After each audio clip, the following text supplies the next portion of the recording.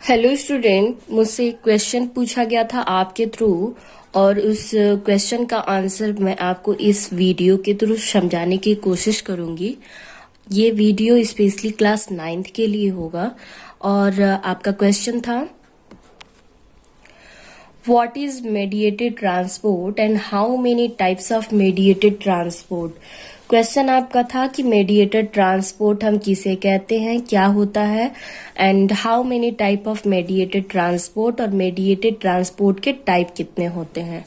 So student, सबसे पहले मैं आपको बता दूं कि मेडिएटेड ट्रांसपोर्ट पढ़ने के लिए आपको सेल मेम्ब्रेन का स्ट्रक्चर पता होना चाहिए। आप अपने फर्स्ट चैप्टर में the fundamental unit of life में आपने पढ़ा हुआ है सेल मेम्ब्रेन, और सेल मेम्ब्रेन में आपको बताया गया था कि सेल मेम्ब्रेन का मॉडल 1972 में सिंगर एंड निकोलसन ने दिया था। सिंगर एंड निकोलसन के थ्रू दिए गए इस मॉडल को हम फ्लूइड मोज़ेक मॉडल कहते हैं। इस फ्लूइड मोज़ेक मॉडल का नेम इसके स्ट्रक्चर के बेसिस पे ही रखा गया था, क्योंकि ऐसा लग रहा था, इसे देखने पे ऑब्जर्व करने पर ऐसा लग रहा था कि प्रोटीन के मॉलिक्यूल्स जो होते हैं वो फॉस्फोलिपिड के बने हुए शी में ये स्विम करते हैं, तैरते रहते हैं आइसबर्ग की तरह। जैसे एक बर्फ के टुकड़े को अगर हम पानी में डाल दें तो ये क्या होता है, तैरता रहता है। ठीक वैसे ही प्रोटीन के मॉलिक्यूल फॉस्फोलिपिड के बने हुए इस मॉलिक्यूल में तैरते रहते हैं। इसे आइसबर्ग मॉडल भी कहा गया और सिंगर और निकोलसन ने इसे फ्लूइड मोज़ेक मॉडल भी दिया था। तो स्टूडेंट, आप यहाँ पे देख पा रहे हैं कि ये सेल है। सेल में ये न्यूक्लियस हमने बीच में इंडिकेट किया हुआ है। इसमें यहाँ के एक छोटे से पार्ट को, इसको हम कहते हैं सेल मेम्ब्रेन, और इस सेल मेम्ब्रेन के छोटे से पार्ट को यहाँ पे कट करके जब इसे हम ऑब्जर्व करते हैं तो ऐसा स्ट्रक्चर हमें दिखाई देता है, जिसमें आपने पढ़ा होगा कि इस मॉलिक्यूल को हम कहते हैं फॉस्फोलिपिड मॉलिक्यूल। ये फॉस्फोरस और लिपिड के बने हुए कॉम्बिनेशन से बने हुए होते हैं, और ये जो मॉलिक्यूल्स होता है यह होता है प्रोटीन।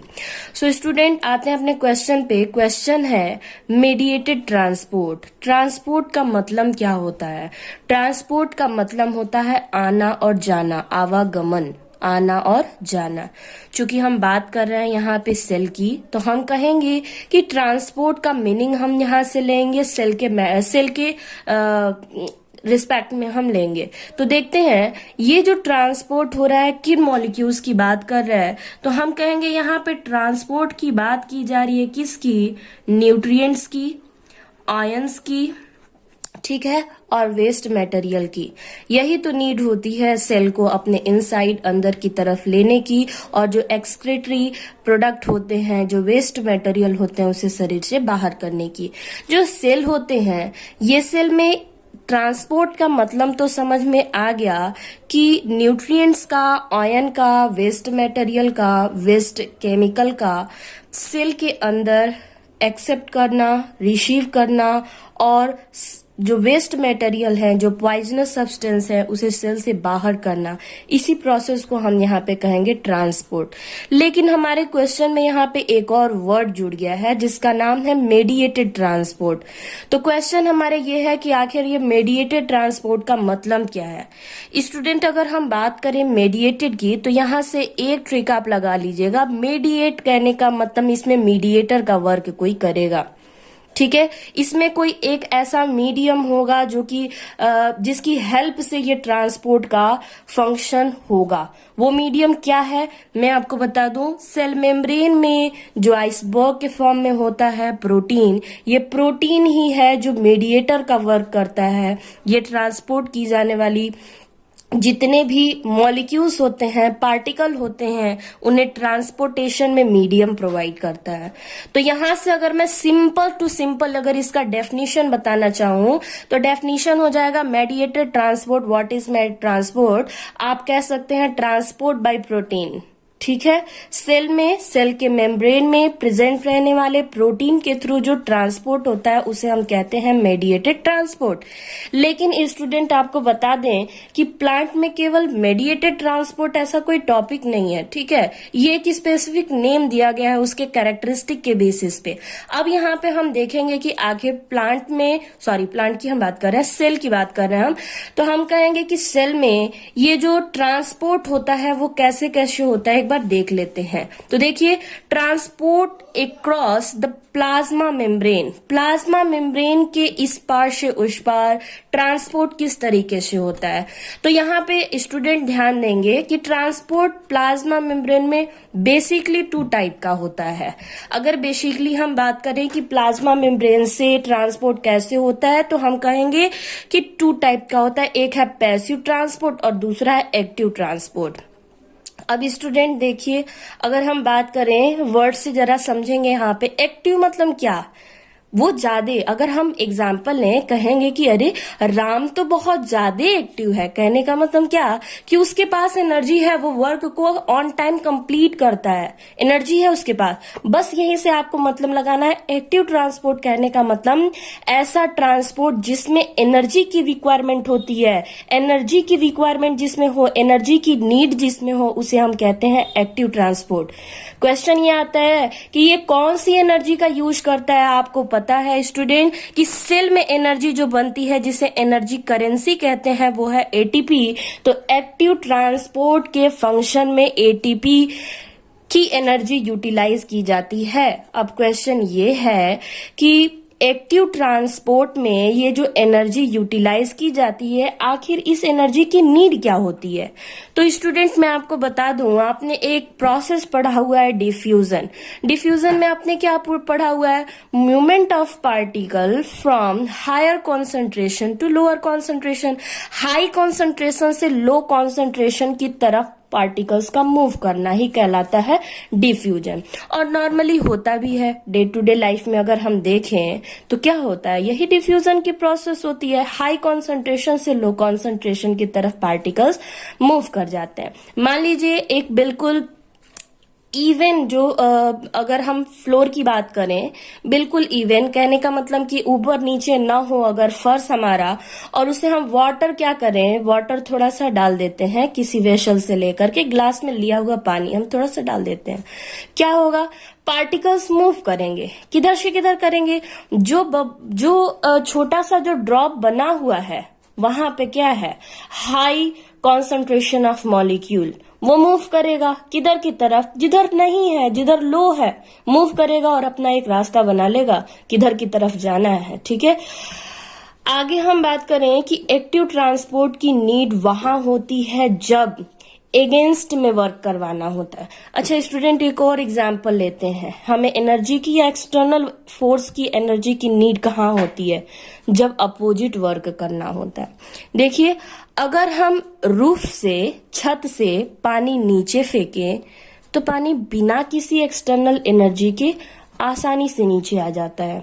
लेकिन अगर हमें वाटर की सप्लाई को ग्राउंड फ्लोर से फर्स्ट फ्लोर या रूफ की तरफ ले जाना है तो उसके लिए हमें किसकी रिक्वायरमेंट होगी, मोटर की। क्यों?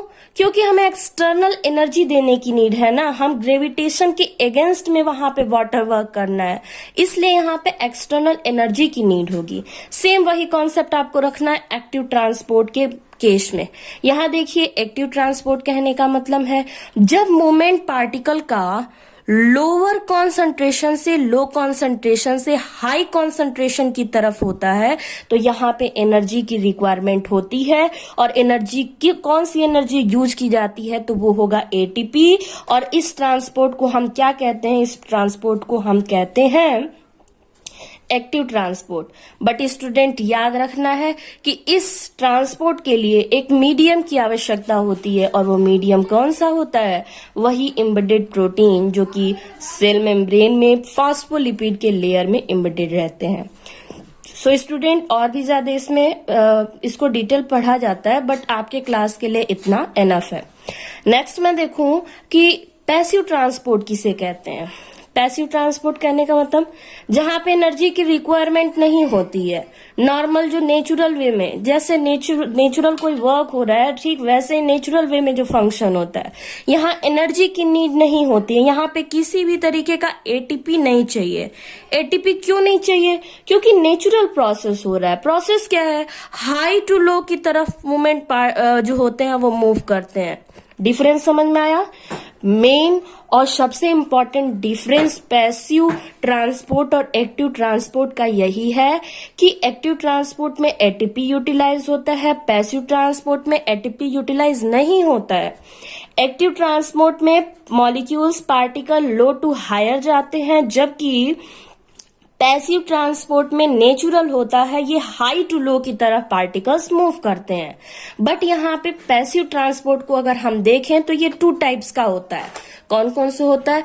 एक होता है simple diffusion without help of protein, phospholipid की लेयर से जो होता है ना वो ट्रांसपोर्ट हो जाता है, उसे हम कहते हैं डिफ्यूजन।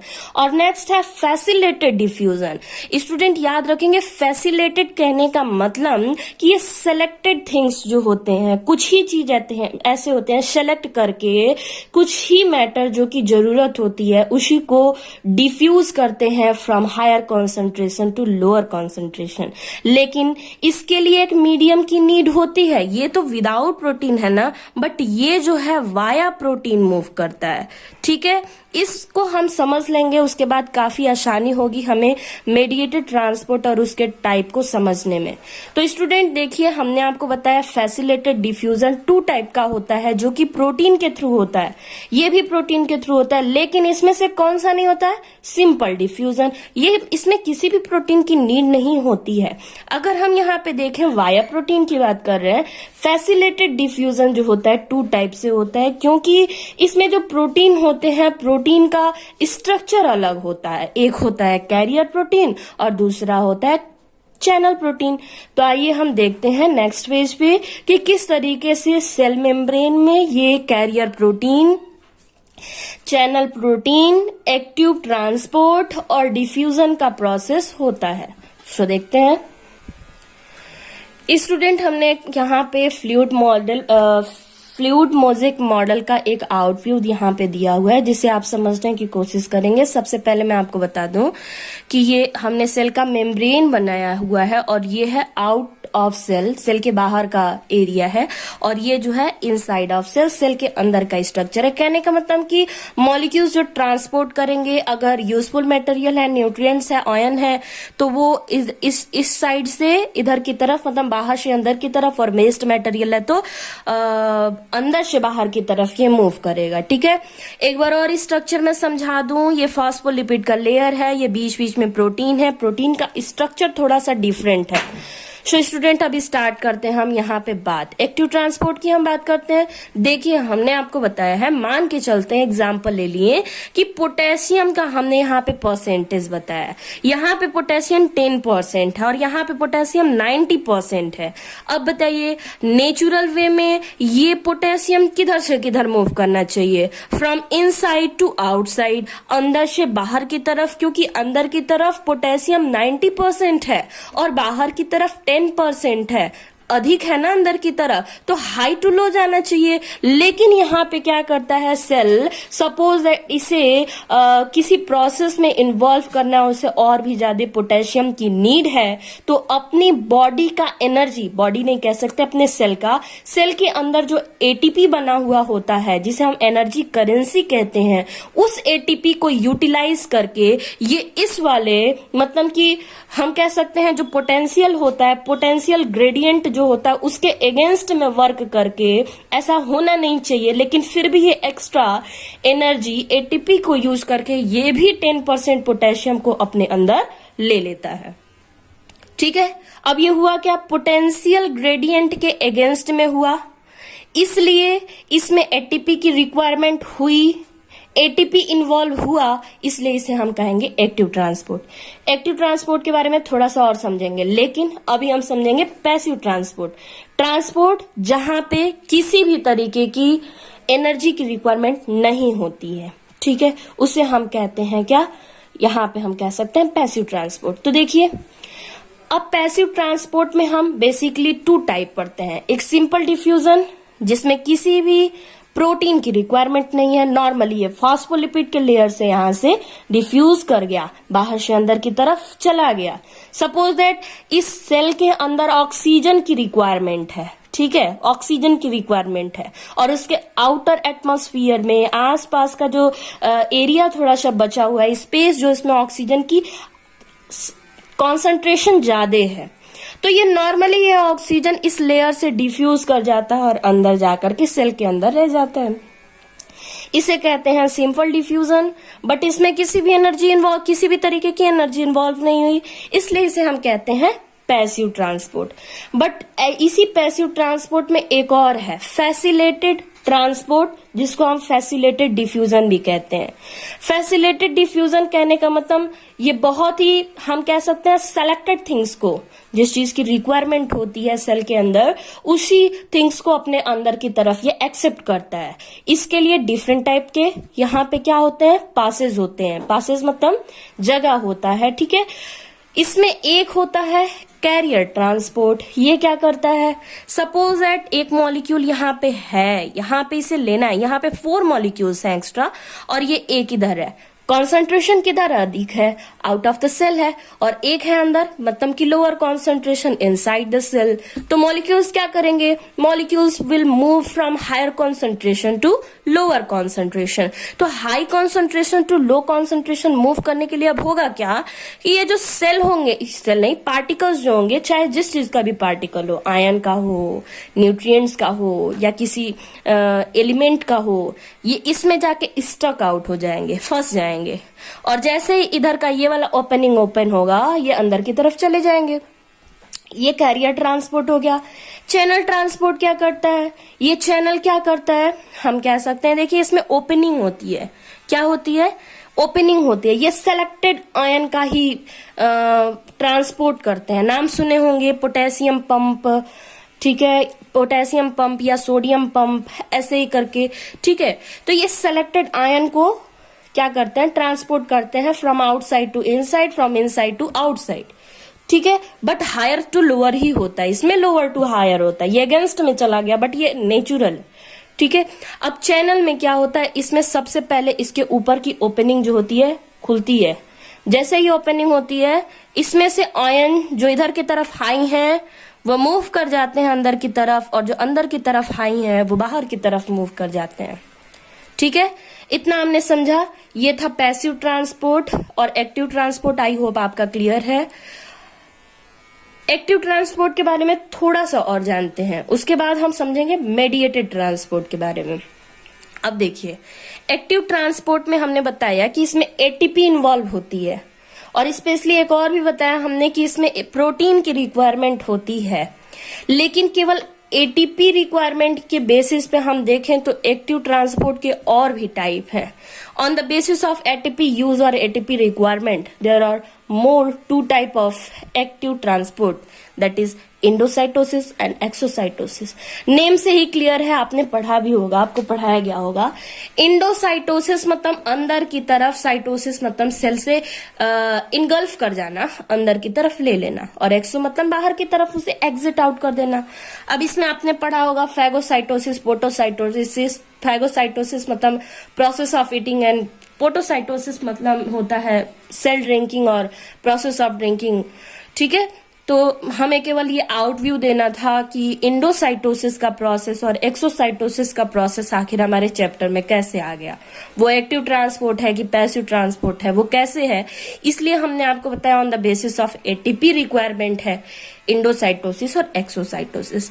स्टूडेंट, अभी तक तो हमने पढ़ा ट्रांसपोर्ट के बारे में कि ट्रांसपोर्ट कैसे हुआ, बट हमारा क्वेश्चन तो ये नहीं था। क्वेश्चन तो हमारा था मेडिएटेड ट्रांसपोर्ट ना, और हमने वहां पे एक लाइन, 1 से 2 शब्द या मैक्सिमम 3 वर्ड वहां पे होंगे। हमने बताया था transport bye protein, transport bye protein. तो यहां देखिए प्रोटीन के थ्रू ट्रांसपोर्ट किसका किसका हुआ। देखिए एक्टिव ट्रांसपोर्ट का हुआ ना प्रोटीन के थ्रू, फैसिलिटेटेड ट्रांसपोर्ट हुआ है, और फैसिलिटेटेड ट्रांसपोर्ट में दो टाइप है, तो उसे हमें नहीं लेना है, यहाँ पे हम आउट व्यू केवल लेंगे। तो एक्टिव ट्रांसपोर्ट और फैसिलिटेटेड ट्रांसपोर्ट, यही रीजन है स्टूडेंट की आपके बुक में ये जो पॉइंट दिया गया है टाइप ऑफ मेडिएटेड ट्रांसपोर्ट का, वो facilitated transport and active transport का दिया गया है। बट बेसिकली अगर हम बात करें तो ये मेडिएटेड ट्रांसपोर्ट का टाइप नहीं होगा, मेडिएटेड ट्रांसपोर्ट का एग्जाम्पल होगा। ठीक है, अब हम बात करेंगे कि मेडिएटेड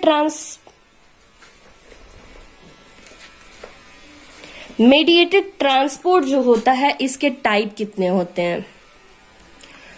स्टूडेंट हमने आपको बताया मेडिएटेड ट्रांसपोर्ट के टाइप के बारे में। तो देखिए टाइप इसमें कैसे हम लेते हैं। कभी कभी मॉलिक्यूल्स जो होते हैं, जितने भी मॉलिक्यूल होते हैं वो सिंगल डायरेक्शन में मूव करते हैं और सभी के सभी एक ही डायरेक्शन में। देखिए अगर यहां से मूव किया, ठीक है, कभी कभी ऐसा होता है कि केवल एक मॉलिक्यूल मूव कर रहा है, कभी कभी ऐसा होता है कि 2 मॉलिक्यूल मूव कर रहे हैं और दोनों ही सेम डायरेक्शन में कर रहे हैं। कभी कभी ऐसा होता है कि कुछ एक मॉलिक्यूल एक डायरेक्शन में तो दूसरा अपोजिट डायरेक्शन में मूव कर रहा है। इसी के बेसिस पे मेडिएटेड ट्रांसपोर्ट को 3 पार्ट में डिवाइड किया गया है। यूनिपॉट किसे कहते हैं, जब एक मॉलिक्यूल एक ही डायरेक्शन में मूव करता है तो उसे कहते हैं यूनिपॉट। सिम्पॉट किसे कहते हैं, जब 2 मॉलिक्यूल सेम डायरेक्शन में मूव करते हैं तो उसको हम कहते हैं सिम्पॉट। और एंटीपॉट किसे कहते हैं, जब 2 मॉलिक्यूल हो बट एक इस डायरेक्शन में और एक इस डायरेक्शन में, मतलब अपोजिट डायरेक्शन में मूव कर रहे हो, तो ये होगा एंटीपॉट। सो स्टूडेंट आपका ये डाउट था, ये mediated transport, what is mediated transport and what is the type of mediated transport, how many types of mediated transport are there, हमने इसे क्लियर किया। समझ में आया हो आप कमेंट करेंगे, जहां ना समझ में आया हो आप क्वेश्चन पूछ सकते हैं, आपका डाउट क्लियर कर दिया जाएगा। So thank you student.